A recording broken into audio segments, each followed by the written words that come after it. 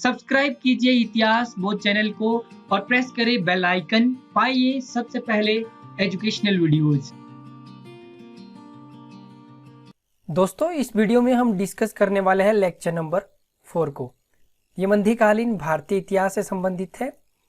जैसा कि आप सभी को पता है, हमने 500 वन लाइनर नोट्स की सीरीज शुरू की है। प्राचीन भारतीय इतिहास की हम ऑलरेडी कर चुके हैं और ये मध्यकालीन भारतीय इतिहास की वन लाइनर सीरीज है। ठीक है, इससे पहले मैं 3 वीडियो अपलोड कर चुका हूँ मध्यकालीन भारतीय इतिहास पर, जिसमें हमने दिल्ली के 50 वन लाइनर क्वेश्चन को डिस्कस किया था। आज हम इसको 200 तक ले जाएंगे, 200 वन लाइनर को डिस्कस कर लेंगे। ये मेरे खुद के नोट्स है जो मैंने जीआरएफ के टाइम बनाए थे, जब मैं जीआरएफ की प्रिपरेशन कर रहा था, और आपके काफ़ी यूजफुल होने वाले एनटीए नेट जीआरएफ के लिए, सेट के लिए, असिस्टेंट प्रोफेसर और पीजीटी हिस्ट्री के लिए। तो चलिए वीडियो को शुरू करते हैं। वीडियो को शुरू करने से पहले मैं अपने बारे में बता दूं। ये मेरा प्रोफाइल है। मेरा नाम प्रकाश चौहान है।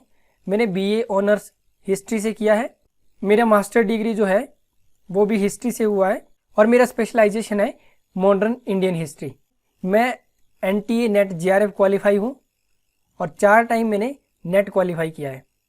एचपी सेट भी मैं क्वालिफाई हूँ, हिमाचल प्रदेश सेट, और वर्तमान में मैं एमफिल कर रहा हूँ हिमाचल प्रदेश यूनिवर्सिटी शिमला से। तो वीडियो को शुरू करने से पहले प्लीज़ लाइक कर दीजिए। आपके लाइक से मुझे मोटिवेशन मिलता है और ताकि मैं आपके लिए ऐसी वीडियो और भी लेके आऊँ। तो चलिए वीडियो को शुरू करते हैं। पहला है, किस यात्री को डाकुओं ने दुर्गा की बलि देने हेतु पकड़ लिया था? तो ये हेवन शाम को पकड़ लिया था दुर्गा की बलि के लिए। अगला है, दिल्ली के किस सुल्तान ने सर्वप्रथम मुस्लिम स्त्रियों को दिल्ली के बाहर मजार पर जाने से प्रतिबंध लगा दिया था? ये फिरोज शाह तुगलक था, एफएसटी, जिसने स्त्रियों को दिल्ली से बाहर मजार पर जाने पर प्रतिबंध लगा दिया था। अगला हमारा प्रश्न है, गया में बनाए गए सूर्य मंदिर के एक शिलालेख में दिल्ली सल्तनत के किस सुल्तान का नाम 2 बार आया है? जो गया एक सूर्य मंदिर है, उसके शिलालेख में दिल्ली सल्तनत का ऐसा सुल्तान जिसका नाम 2 बार आया है, ये है फिरोज शाह तुगलक, एफएसटी, फिरोज शाह तुगलक। पुराणों का अध्ययन करने वाला पहला मुसलमान कौन था? ये था अल-बरूनी, जिसने पुराणों का अध्ययन किया था। नेक्स्ट है, किस सुल्तान ने सल्तनत काल में घूसखोरी को प्रोत्साहित किया एवं सैनिक निरीक्षण लिपिक को घूस देने के लिए सोने का सिक्का दिया था? ये था फिरोज शाह तुगलक। अगला हमारा प्रश्न है, दिल्ली के सुल्तानों में से किसने गुलरुख के नाम से अनेक कविताएं लिखी? ठीक है, गुलरुख नाम से कविता कौन लिखता था? सिकंदर खां लोधी। किस सुल्तान के समय चीन के मंगोल का एक शिष्टमंडल कुछ बौद्ध मंदिरों को देखने की अनुमति के लिए आया था? यह आया था मोहम्मद बिन तुगलक के समय। एमबीटी के समय एक शिष्टमंडल आया था। कहाँ से? चीन से, और वो बौद्ध मंदिरों को देखने के लिए आया था। अगला प्रश्न है, दिल्ली सल्तनत का वो सुल्तान जिसने भूमि की माप की आज्ञा निरस्त करके उसके स्थान पर गला बटाई को अपनाया था? जो ये गला बटाई टर्म है, इसको अपनाया था गयासुद्दीन तुगलक ने। नेक्स्ट है, दिल्ली के किस सुल्तान ने अपना नाम सिक्कों से हटाने का आदेश दिया था? कौन सा ऐसा सुल्तान था जिसने कॉइन से अपने नाम को हटाने का आदेश दिया था? ये मोहम्मद बिन तुगलक था। कौन था? मोहम्मद बिन तुगलक, एमबीटी। दिल्ली के किस सुल्तान ने दावा किया कि उसके राज्य में वस्तुएं सबसे सस्ती थी? इब्राहिम खान लोधी जो था, उसने दावा किया कि उसके साम्राज्य में वस्तुएं सबसे सस्ती है। किस दिल्ली सुल्तान ने सबसे छोटे किसान से लेकर ग्रामीण बिचौलिए वर्ग तक सब पर भूमि कर एक समान दर लागू की? अलाउद्दीन खिलजी ने सभी के लिए एक समान भूमि कर लागू किया था। वो भूमि कर कितना था? आधा। नेक्स्ट है, किसके शासनकाल में लोग अपनी पुत्री का विवाह राजस्व लिपिकों से नहीं करते थे? मतलब क्लर्क से विवाह नहीं करते थे। ये अलाउद्दीन खिलजी के समय। अगला हमारा प्रश्न है, किस सुल्तान ने मिल्क, इनाम, वक़्फ़ अनुदानों को समाप्त कर दिया था? जो ये अनुदान थे, मिल्क था, इनाम था, वक़्फ़ था, ये अलाउद्दीन खिलजी ने समाप्त कर दिए थे। सल्तनत काल का वो सुल्तान जो पिता की हत्या के लिए उत्तरदायी था? जो पिता की हत्या के लिए उत्तरदायी था, ये था मोहम्मद बिन तुगलक, एमबीटी। राजपूत वंश के किस शासक ने मस्जिद के पुनर्निर्माण के लिए दान दिया था? ये जयसिंह सिद्धराज, इन्होंने मस्जिद के पुनर्निर्माण के लिए दान दिया था। अगला प्रश्न है, सर्वप्रथम किस चोल शासक ने दक्षिण पूर्व एशिया के विरुद्ध नौसैनिक अभियान चलाया था? जिसने नौसैनिक अभियान चलाया था, नेवी फोर्स अपनी भेजी थी, राजेंद्र प्रथम ने। एकमात्र दक्षिण राज्य जिसने अलाउद्दीन खिलजी की अधीनता स्वीकार नहीं की थी, ये था हमारा पांड्य राज्य, जिसने अलाउद्दीन खिलजी की अधीनता को स्वीकार नहीं किया था। अगला है, कश्मीर के किस शासक ने अपने राज्य को बाढ़ से बचाने के लिए बिस्तथा नदी, यहाँ पे नहीं नदी आएगा, नदी पर बाढ़ बनाया था? ये था अवंती वर्मन। ठीक है, अवंती वर्मन ने अपने राज्य को बचाने के लिए नदी पर क्या है, बाढ़ का निर्माण किया गया था। किस इमारत में वैज्ञानिक तरीके से बनाई गई मेहराब के प्रथम प्रमाण मिलते हैं? बलवन का जो मकबरा है, इसमें वैज्ञानिक तरीके से जो मेहराब जो बनते हैं उसका प्रयोग प्रथम बार हुआ है। अगला है, भारतवर्ष में सच्चे गुंबद का प्राचीनतम इमारत है जिसमें शुद्ध गुंबद, सच्चे मीन्स शुद्ध गुंबद, यह है 2.5 दिन का झोपड़ा जो बना है खिलजी वंश के टाइम, अलाउद्दीन खिलजी ने बनाया था। अगला है, पहली मलफूजात। मलफूजात क्या होता है?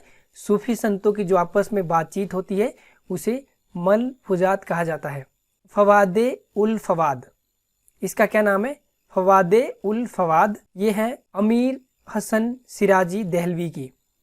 किसकी है? अमीर हसन सिराजी दहलवी की। और भारत का इसे शेख सादी कहा जाता है। क्या कहा जाता है? भारत का शेख सादी भी कहा जाता है। इसने लिखी है फवादे उल फवाद। ये बहुत ही महत्वपूर्ण है, नेट में ऐसा प्रश्न बहुत बार पूछे जा चुके हैं। जो सूफी संतों की जो रचनाएं हैं वो पूछी जाती है। अगला है हमारा, सूफी संतों की पहली रचना कशफ उल महजूब। कौन सी थी सूफी संतों की पहली रचना? कशफ उल महजूब। ये अल हुजवीरी ने लिखी है। किसने लिखी है?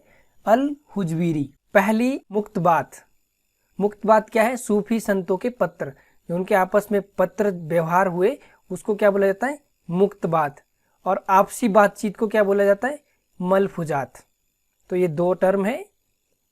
नक्शबंदी शेख अहमद सरिंदी के पत्रों का संकलन, ठीक है, कौन सा है? मुक्तबात ए रवानी।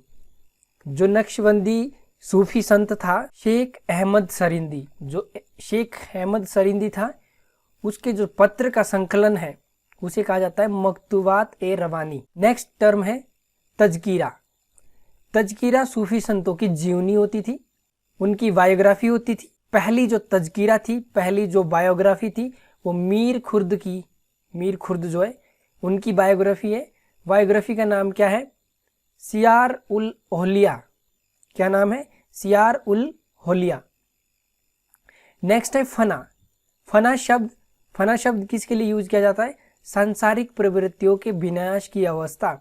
जब एक हिसाब से आप हिंदू धर्म में क्या होता है, जैसे आप सन्यासी बन गए तो सूफी संत में क्या होता है? फना होता है, मतलब एक सांसारिक प्रवृत्तियों का विनाश हो गया है। जो सांसारिक जीवन की आपके अंदर प्रवृत्तियां हैं उसका विनाश हो गया है। तो ऐसी एक अवस्था होती है सूफी संत में जिसे फना कहा जाता है। और फना शब्द का सबसे पहले प्रयोग किसने किया? अबू यजीद तैफूर ने। सबसे पहले प्रयोग किया अबू यजद तैफूर ने। नेक्स्ट है, पहली महिला सूफी संत वसरा की राबिया थी। ठीक है, अगर क्वेश्चन आता है कि पहली महिला सूफी संत कौन थी तो ये राबिया के बारे में आपने सुना होगा। 8वीं शताब्दी की प्रथम महिला सूफी संत थी। अगला है, किस सूफी संत ने फिरोजशाह तुगलक को स्वप्न में दर्शन दिए? कौन सा ऐसा सूफी संत था जिसने फिरोजशाह तुगलक को स्वप्न में दर्शन दिए, जिसके परिणाम स्वरूप उसने अपना मुंडन करवा दिया? फिरोजशाह तुगलक ने अपना क्या है? मुंडन करवा दिया था। वो सूफी संत था सालार मसूद गाजी, जो सपने में आया था FST के, फिरोजशाह तुगलक के सपने में आया था। नेक्स्ट है हमीदुद्दीन नागौरी। ये एक चिश्ती संत है, एकमात्र शाकाहारी संत थे। ये मांस का सेवन क्या है, नहीं करते थे। एकमात्र ऐसे चिश्ती संत थे जो क्या थे, शाकाहारी थे। अगला है हमारा, भारत में सबसे पहले बसने वाले चिश्ती सूफी सखी सरवर थे। कौन थे? सखी जो सरवर है, पहले सूफी थे जो भारत में बसे। नेक्स्ट है, नक्शबंदी एकमात्र ऐसा सिलसिला था जिसमें योग, संगीत एवं वहदत उल वजूद, जिसको सर्वेश्वरवाद का सिद्धांत कहा जाता है, का निषेध किया गया था। नक्शबंदी में ना तो योग के लिए कोई जगह थी, ना संगीत के लिए, और ना ही सर्वेश्वरवाद, जिसको वहदत उल वजूद कहा जाता है। वहदत उल वजूद यानी कि वहदत उल वजूद सर्वेश्वरवाद, तो हिंदी ये वजूदी, ईश्वर सर्वेश्वरवाद के प्रतिपादक इब्ने अरबी थे। जो इब्ने अरबी है, इन्होंने सबसे पहले इस सिद्धांत का प्रतिपादन किया। It's a very important. Next है, 14वीं सदी की संत लल्ला देव, लल्ला योगेश्वरी के नाम से भी जानी जाती है, की रचना वाक नाम से जानी जाती है। जैसे सिकंदर खां लोधी किस नाम से कविता लिखता था? गुलरुख नाम से। वैसे ये बाख नाम से कविताएं लिखती थी। तो ये बाख जो है, वाक है, इसको आपने याद रखना है कि जो लल्ला है वो किस नाम से कविता लिखती थी, ये वाक नाम से कविताएं लिखती थी। नेक्स्ट है, निवकाचार्य ने सनक संप्रदाय, निवकाचार्य ने सनक संप्रदाय की स्थापना की थी, और वल्लभाचार्य ने रुद्र संप्रदाय। जबकि चैतन्य की अगर हम बात करें, चैतन्य ने शरण संप्रदाय की स्थापना की थी। नेक्स्ट है, रामानंद, जिनका जन्म प्रयाग में हुआ था, पहले भक्ति संत थे जिन्होंने मूर्ति पूजा का विरोध नहीं किया था।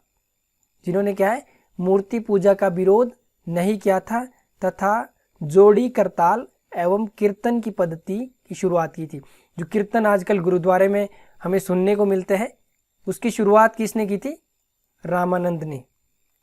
नेक्स्ट है, रामचरितमानस, जो 7 खंडों में किताब है रामचरितमानस का, जॉर्ज गियर्सन एवं स्मिथ ने इसे हिंदू धर्म की बाइबल कहा है। क्या है? हिंदू धर्म की बाइबल किसे बोला जाता है? रामचरितमानस को। और बोला किसने? स्मिथ और जॉर्ज गियर्सन ने। नेक्स्ट है, शंकरदेव, असम का चैतन्य इन्हें कहा जाता है। शंकरदेव को असम का चैतन्य कहा जाता है। एकमात्र कृष्ण मार्गी संत थे जिन्होंने मूर्ति पूजा के रूप में कृष्ण का विरोध किया। शंकरदेव एकमात्र कृष्ण मार्गी संत थे जिन्होंने कृष्ण की मूर्ति रूप में पूजन करने पर विरोध किया। अगला हमारा प्रश्न है, गुरु अमरदास ने पर्दा प्रथा और सती प्रथा का विरोध किया था। नेक्स्ट है, गुरु रामदास ने गुरु पद को पैतृक बना दिया था। गुरु पद को पैतृक किसने बनाया था? गुरु रामदास ने। नेक्स्ट है, आदि ग्रंथ यानी कि गुरुबाणी 1604 की स्थापना गुरु अर्जुन देव ने की थी। 1604 में इसकी स्थापना हुई थी, आदि ग्रंथ जो है। नेक्स्ट है, अकाल तख्त। अकाल तख्त 1609 में स्थापना हुई थी और गुरु हरगोबिंद ने इसकी स्थापना की थी। अगला है, मीरी पीरी। मीरी पीरी जो कंसेप्ट है, जो सिद्धांत है, का प्रतिपादन गुरु हरगोबिंद ने किया था, जिन्होंने शस्त्र धारण किए सबसे पहले और सिखों को एक सैनिक में बदला। सिख सैनिक की इन्होंने स्थापना की थी। अगला है, तेग बहादुर, पहले निर्वाचित सिख गुरु थे। जनता ने जिनको चुना था, ऐसे पहले सिख गुरु थे गुरु तेग बहादुर। सर्वप्रथम कालिन मैकेंजी ने 1800 में हम्पी के भग्नावशेषों की खोज की थी। हम्पी की खोज सबसे पहले किसने की थी? कालिन मैकेंजी ने। अगला है हमारा 94, अलेक्जेंडर ग्रानिलो ने सर्वप्रथम हम्पी के पुरातात्विक अवशेषों के विस्तृत चित्र बनाया। इन्होंने सबसे पहले हम्पी का क्या है, मैप बनाया था, एक चित्र बनाया था। नेक्स्ट है, विजयनगर में सती प्रथा का वर्णन सबसे पहले निकोलस कोंटी ने किया था। ये कब आया था भारत में? ये आया था 1420 और 22 में। अगला है, भारत आने वाला पहला रूसी यात्री एथेनेसिस निकेतन, ये जो 1470 में आया था, जिसने भारत में सबसे पहले गरीबी का वर्णन किया। हमारा जो देश है बहुत अमीर रहा है प्राचीन काल से लेकर, लेकिन रूसी जो यात्री है, इसने सबसे पहले भारत में क्या है, गरीबी का वर्णन किया। विजयनगर से निर्यात की जाने वाली सर्वाधिक वस्तु काली मिर्च थी। काली मिर्च का सबसे ज्यादा निर्यात होता था, जिसको यवन प्रिय कहा जाता था, क्योंकि ये वस्तु यमन को बहुत प्रिय थी। 1367-68 में सर्वप्रथम इस युद्ध में दोनों पक्षों में तोपखाने का प्रयोग हुआ था। जो विजयनगर और बहमनी साम्राज्य के बीच में युद्ध हुआ था, उसमें सबसे पहले तोपखाने का प्रयोग किया गया था। नेक्स्ट है 1367 और 68 का जो युद्ध हुआ था।